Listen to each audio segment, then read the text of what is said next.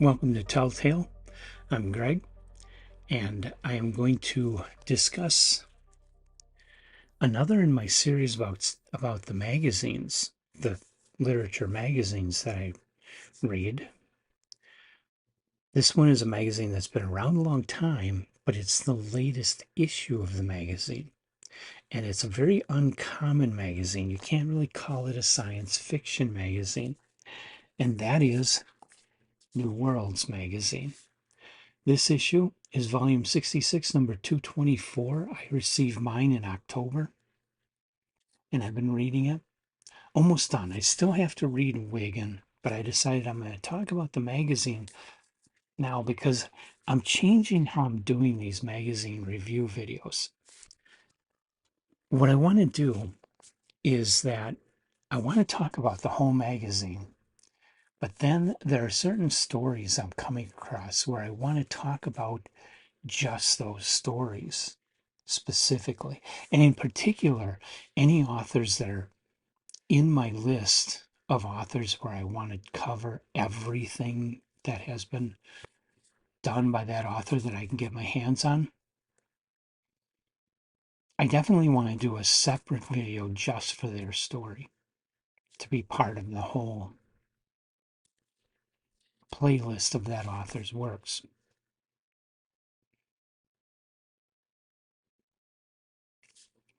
So this video right here, I'm going to talk about this issue overall, and then you're going to see other videos about specific stories. In some cases, I am going to talk about stories, and this will be done with all the magazines this way from now on. In some cases, I am going to talk about specific stories that I'm not reviewing all the author's works, but I still feel it's a significant enough story that I want to talk about it on its own rather than lumping it with everything else in the magazine. Part of my reasoning behind this is, like, first of all, as I said, some of the authors, I'm trying to do these deep dives of the author's complete works, and so I don't want one of their stories buried in a video that's just all about New Worlds, and you can't easily find it in our playlist. The other thing is that a lot of these issues, there really are, especially the early Weird Tales, really are a lot of short stories that just aren't really much to talk about. Um, I'm currently going through the second issue of Weird Tales magazine it's from March 1923, issue number 2. And so far, I've got a few stories to go, but so far there's nothing that I would pull out and talk about on its own. And there aren't any authors in it that I'm doing deep dives on. So that magazine, I'll probably just talk about everything as part of the magazine and not pull any out. But so I'm gonna take it on a magazine by magazine basis and decide if I want to pull any specific stories out to talk about more. Now, this issue of New Worlds, there's going to be a lot of that going on. There's going to be a lot of stuff being pulled out to talk about individually. New Worlds is a remarkable magazine. Okay, first of all, if you've heard about this, what this is, it's edited by Michael Moorcock, and it's being called the 60th anniversary issue of New Worlds. It even says it on the contents page, 60th anniversary issue. And by the way, mine is signed by Michael Moorcock and John Davy. Pretty damn cool. You can get this. I forget who it is in England that's selling it. Um, it's Z-Sings here in the United States is selling copies of this. If you go to their website, you can buy it. I pre-ordered mine and got it promptly. They're very good people to deal with.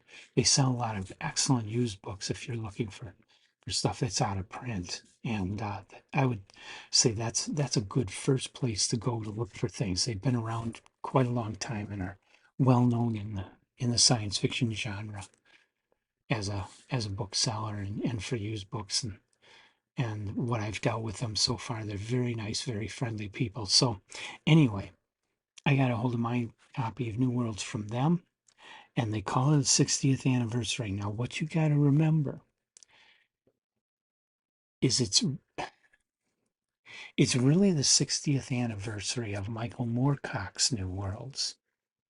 Okay, New Worlds dates back, I think, all the way to the late 1930s when it was more of a fanzine. They published 3 or 4 issues before the war, and then they stopped because of the war. But it was really more of a fanzine at that time. After the war, in I believe 1947, they started publication again, but as a professional science fiction magazine. And they went on for quite a few years into the early 1960s. I believe it was John Carnell that was editor, and he published a lot of authors. He published a wide variety of authors, including a lot of American authors, sent work over there, like Robert Silverberg. But he published a lot of E.C. Tubb and John Russell Fern and Arthur C. Clarke. A lot of a lot of the more classic British authors appeared in those earlier New Worlds. But of course, going back all the way to that 1940 something issue of New Worlds, it's a lot older than 60 years. That's coming up on, yeah, that's coming up on 80 years. Okay. So there's at least 20 years of history of New Worlds without Michael Moorcock that this issue is kind of overlooking. But it is the 60th anniversary of when Michael Moorcock took over the editorship. And I think the reason why, aside from the fact that Moorcock's editing it, the reason why they're doing it that way is that when Moorcock took it over, it became a very different magazine. It became a lot more literate, became a lot more experimental, brought in a lot of younger authors. You didn't see authors like E.C. Tubb anymore. They got rid of the space opera stuff and became more adult. And as a result of becoming more adult, some of the language was more adult, some of the situations were more adult. Um, but mostly you just had Michael Moorcock giving the authors that he was publishing free reign to be as brilliant as they wanted to be, and some rose to the occasion and did some great stuff, um, such as the authors that are discussed in this issue. Thomas M. Dish, Michael Moorcock, Ian Sinclair, J.G. Ballard, Pamela Zoline are all called out on the cover, and they all made contributions to that old. Well, Ian Sinclair didn't. I actually don't know what his connection to New Worlds is, aside from appearing in this issue. Uh, I don't know a lot about Ian Sinclair. I looked some things up about him when I was reading his story here, and he seems to be friends with Michael Moorcock, and he wrote some articles about Michael Moorcock, but I didn't see anything listed as having been published in New Worlds. And he doesn't seem to have started publishing until the later 1970s anyway. So, by that time, New Worlds was still around, but it was more of a paperback anthology by that time. And I don't see any listing for Ian Sinclair in any of those either. So I don't know how he's really connected to New Worlds, but the rest of them all published in the original Moorcock New Worlds issues back in the 1960s and early 70s. And of course, I'm a huge fan of Ballard, so there were some. There isn't a Ballard story in here, but there's some articles that bring him up, and those are very interesting. So, uh, like I say, most of what's in here, I want to. Actually, I think there's only one in here that I'm not going to pull out separately, and that's a story by a guy named John Davy. Very, very, very short story. The rest of this I'm going to do separate videos so I can get a little more in depth on them. The Thomas M. Dish story, Peanut and Buster, it's actually what survives of an unfinished novel that Dish started writing. Thomas Dish has been dead for quite a few years now. So no, he couldn't come back to uh, be involved in this issue. And then Pamela Zoline wrote a story called Bears Discover Singularity. Now, Zoline, she's a remarkable writer, really only known for a story called The Heat Death of the Universe, which was published in New Worlds. She's published very little that I can find information of. Very, very, very short bibliography. If that's not all of her work, I can't find the rest. Um, But she wrote an interesting story here that was inspired by the Terry Bisson story, Bears Discover Fire. So look for a video because it's been so many years since I read Bears Discover Fire. I had to go back and reread it before reading Bears Discover Singularity because I really couldn't remember it. And so look for a video on Bears Discover Fire, look for a separate video on Bears Discover Singularity. And then the John Sladek story, The Poets of Mill Grove, Iowa. Sladek is no longer with us. His story is one that was published in New Worlds in, I believe, 1966. Very interesting short story. Um, that one I think I can. That one I think I can go into here because I'm not going to do a deep dive on Sladek. At least I have no plans of that at this time. I've never really read Sladek before, so I don't know a whole lot about him. So this is my first time ever reading John Sladek. Sladek. Somebody tell me how to pronounce that because I don't really know. I'm doing my best with it. So John Sladek, he died in 2000. He was born in 1937. He was born in Waverly, Iowa. So the Poets of Mill Grove, Iowa. It was his eighth published work, published in the November 1966 New Worlds and reprinted in this issue. Okay, so you buy this and you get to read it. Now, the story, it's not really science fiction, but this is Moorcock's New World. It was considered to be a speculative fiction magazine, not science fiction. And he was looking for stuff that was very, very different, that would really shake things up. And he found it. And Sladek's story is one of them. This is more literary fiction because it's something that, to the best of my knowledge, didn't happen, but definitely could have happened in 1966. And that is where you have an astronaut goes back to his hometown, Mill Grove, Iowa, to be the guest of honor at their harvest festival. Because he, of course, is the most famous person ever produced by the town. So the town all treats him like this big hero. He's accomplished this great thing.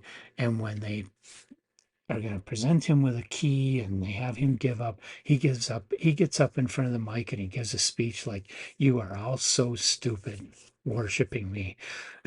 All I did was get in this can and ride in it until it came back to Earth, and anybody could have done it." Real astronautics, especially back then, you had to have a little more knowledge, a little more talent than that, because you did have to have fair amount of mathematical and scientific and technical know-how to become an astronaut on those earlier ships. So they were, and you had to be a perfect physical specimen. So they were looking for Doc Savage when they were interviewing it for astronauts. Um, but the story is really good in that we do tend to glamorize those heroes beyond their accomplishment. Yes, they accomplished something big. Yes, they had their life on the line. And yeah, not everybody has the balls to do that. But it was just their job. And they did it. And they enjoyed it. And and they survived. And with the astronauts in particular, they had, you know, thousands of people supporting them going up there and coming back. So even though it was totally experimental technology and things could go very wrong, and things did a couple times go very wrong in the Apollo program, still it wasn't like they um, held the heel at Iwo Jima or anything, against a thousand Japanese troops. They weren't John Wayne heroes. They just did their damn job, and that's what this astronaut's trying to say. These people were worshiping him for something that they just didn't understand what it really was, and that he was saying that it wasn't that big of a deal. And we do tend to do that. I mean, actors, what do? They get up in front of a camera. I'm not saying it's easy work. I'm sure acting in a movie, I've never done it. I'm sure it's very, very hard work. I'm sure there's long days. I'm sure there's days they're really tired. I'm sure there's days when they're not at their best. And there's all kinds of stresses with it, all kinds of hard work to be done. And you have to have knowledge of the process of film, especially these days with all the special effects. You have to react to things that aren't even there when you're reacting to them. It's not easy work. I'm not saying that, but it is just a job. And there are hundreds of other people also doing their jobs to make that scene in that movie come alive for us. So why do we worship the lead actors? Above all why do we worship them more than all the other people who made that movie come to life? We really shouldn't be worshiping any of them. They were just people doing their jobs. They did a good, in most cases they do a good job. In most cases it is hard work, but they really were just people doing their jobs, and we shouldn't be putting them on a pedestal. I think that's what the poets of Mill Grove, Iowa is trying to say to us, is that we were making a much bigger deal out of it than we should have been. And so it's a good story. I don't think it's a top tale, but it's a very good story. It's very interesting. I want to read more by Sladek. Okay, so that's the John Sladek story in this issue. Worth getting the magazine and reading it, by the way. The Ian Sinclair story, again, is very different. And I'm not sure I would even call it science fiction or speculative fiction. It does seem more like literary fiction, but very experimental. And it's good. It's worth your time. Read it.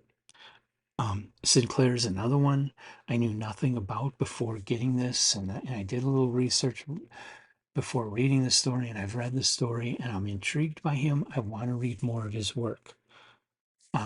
That story I want to get in a little deeper because it is a more complicated story, so I'm going to do that as a separate issue, as a separate video, I mean. And then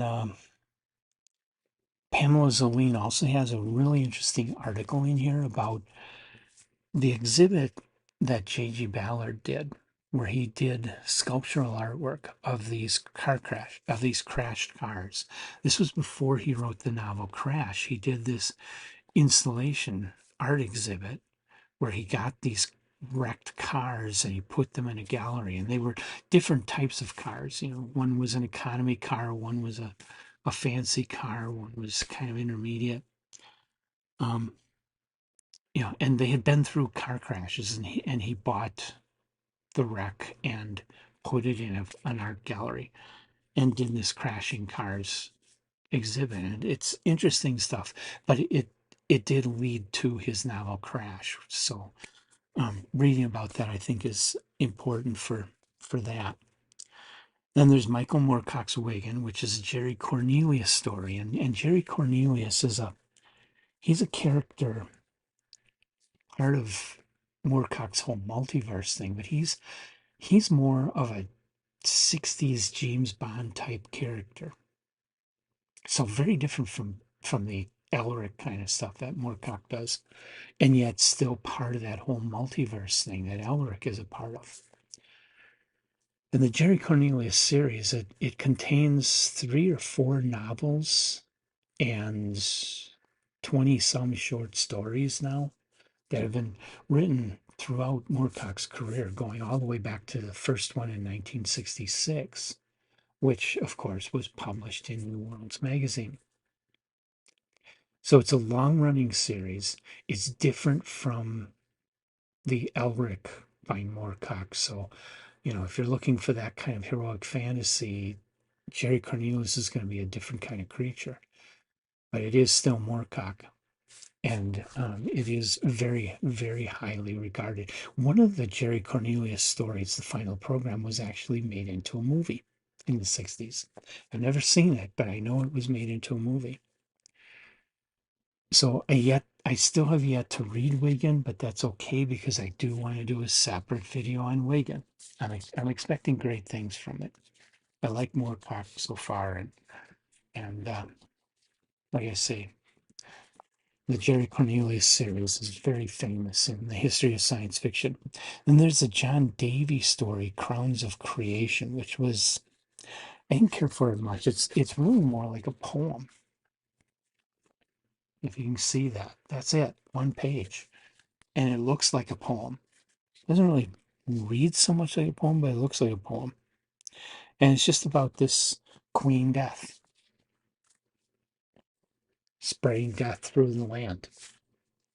Very short, kind of interesting, but uh, and there are some other articles in there. There's one by John Clute, which talks about some of the other authors that appear in this magazine and their importance to New Worlds. So this whole issue, and it's appropriate for something that's a 60th anniversary issue and brings back the old editor and a lot of the old authors. It's like a walk down memory lane. It's a look to the past.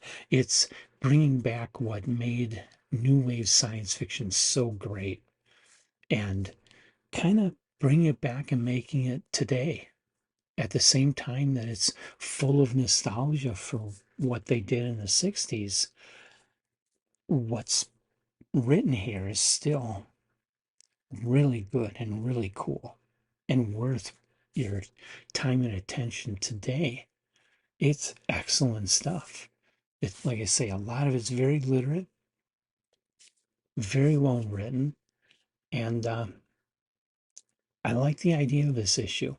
I know it's probably maybe they'll do more New Worlds, maybe even bring back Moorcock to edit some more New Worlds, but they'll probably not do the whole nostalgia trip like they did in this issue. And that's okay because, like I say, this is an anniversary issue and it's all about that nostalgia. It's all about that walk down memory lane. But it would be cool to see fiction like this continue to have a place to be published. And it would be cool to see more of today's authors instead of doing the money grab with the romantasy and the um, 20 book fantasy mega series or the horror novels that seem to be coming out of everywhere to pick up their pens and do stuff like the new wave authors did in the 60s. Do stuff like this. It is still contemporary. It is still moving forward from most of what's being done. It's like this whole thing exploded in the 1960s, and that's true of the 60s counterculture in general. This thing exploded and it had energy for a while, but then it like fizzled out, and everybody went back to business as usual. In science fiction, especially, there were some echoes down the way of what these authors did, but they they only changed science fiction for a time, and then we went back to that old space opera stuff again and did Star Wars and wrote near future outer space thrillers and lots of big money went to Clark and Asimov and Heinlein to write bestsellers in the 1980s, and authors like Norman Spinrad and Charles Platt and Thomas M. Dish struggled. Moorcock survived because he was doing that Elric heroic fantasy, and people wanted that.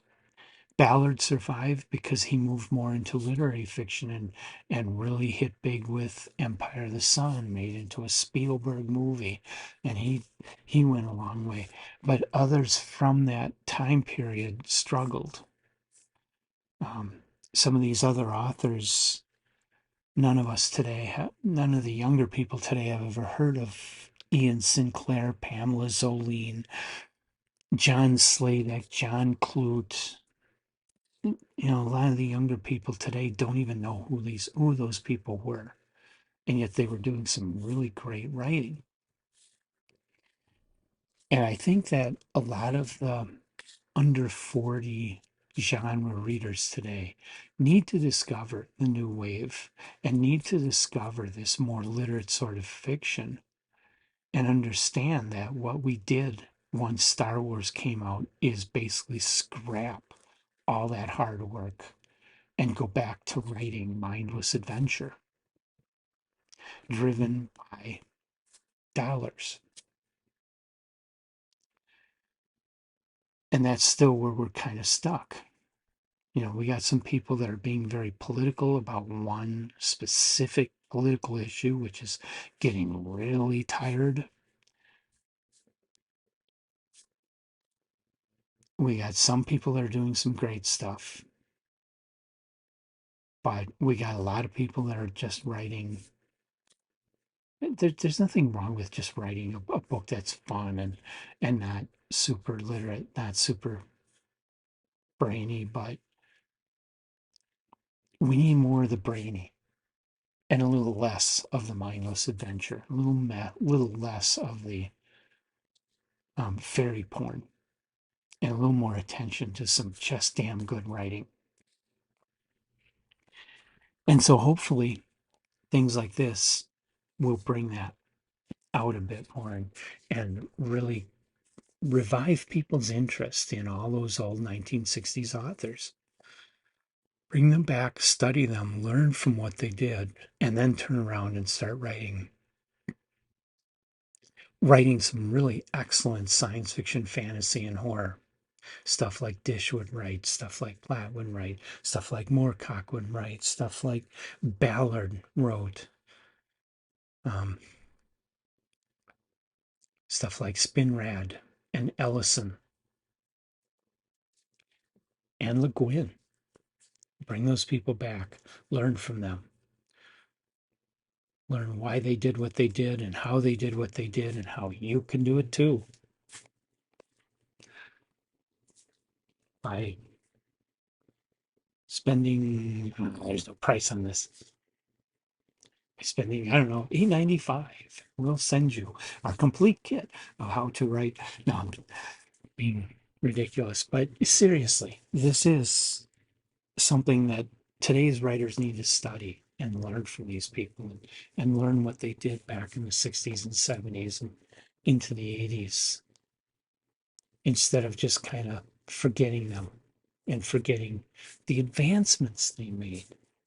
I love earlier science fiction, but it's with the understanding that the earlier science fiction was starting out and that we needed to advance from that. And we did.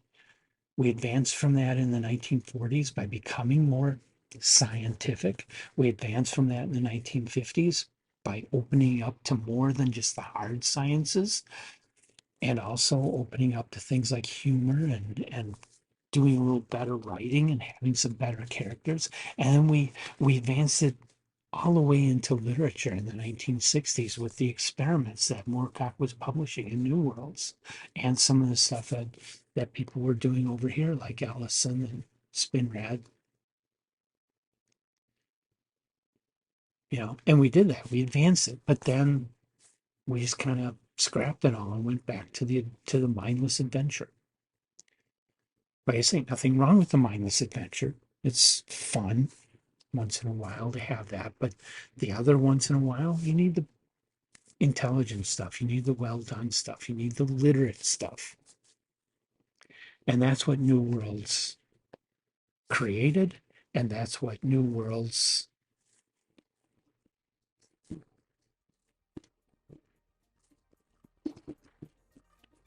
in this issue, that's what New Worlds is bringing back today. And hopefully will continue. I hope. I do hope. I hope you do too. So come on back and check out my videos about some of the individual stories from this issue of New Worlds that I'll be posting over the next week after this goes up. And hit the like button, hit the subscribe button, and come back for all the stuff that we do here on Telltale Books.